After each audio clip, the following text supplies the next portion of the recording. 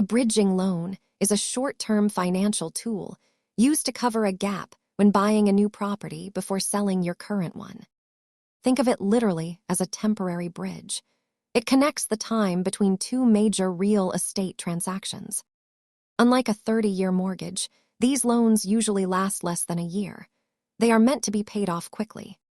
You use the equity in your current home to secure the loan, which gives you the cash needed to close on your next house.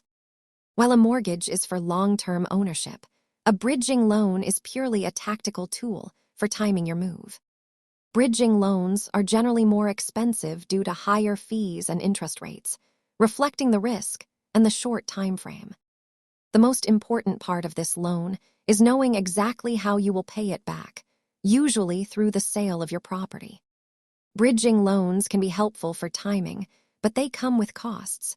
Consult a professional before making your move.